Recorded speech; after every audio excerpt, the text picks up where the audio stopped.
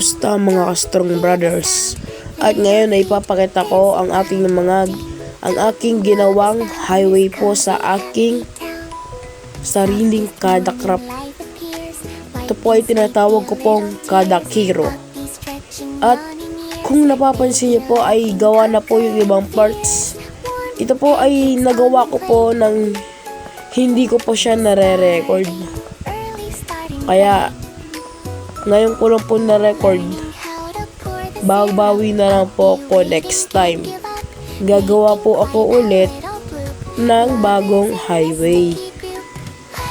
Para po makita ninyo po kung paano ko po ginagawa ang highway po na yan. Diyan po sa punto na yan, nagkamali pa po ako. Kaya uulitin ko po yan. Ayan po, dinagdagan ko po siya para mas magandang tignan. Aray mo, nagkamali ako doon. Kaya matutulog muna tayo mga kadakiro.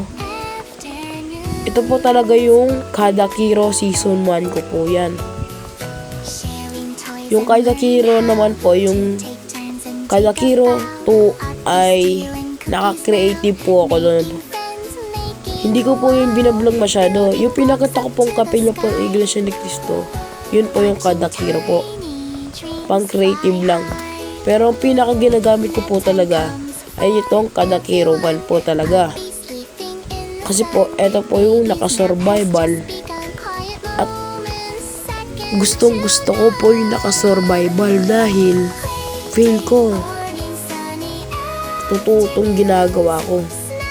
Para kung nagpa-practice na mabuhay sa kagubatan, ganun, parang mas maganda.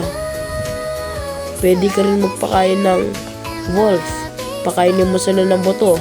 Para may tumutulong sa'yo pag may ginagawa ka. Kaya nanghahanting ka ng zombie, pigs, cow, mga ganyan, mga monster, skeleton, like that. Yun, malapit na po tayong matapos sa ating mga ginagawa. Ayun, nagkamali pa talaga. Pabayaan mo, mabilis lang yan.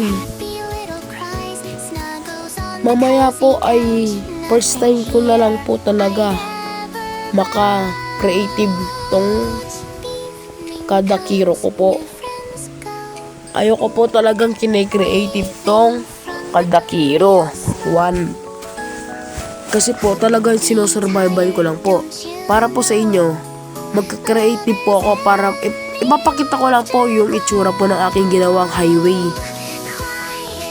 Kaya lang po ako magka-creative. Ipapakita ko lang po ang itsura. Yan po. Ngayon ko na lang po ito gagawin. Yun, naging creative na. Ayan lang, papakita ko lang po yan. Pagkatapos mo nitong vlog na to, ay tatanggalin ko na po yun. Ayan po, ang ating mga ginawa. May kadakiro pa po dyan. Hanggang susunod mga ka-strong brothers. Salamat sa panonood.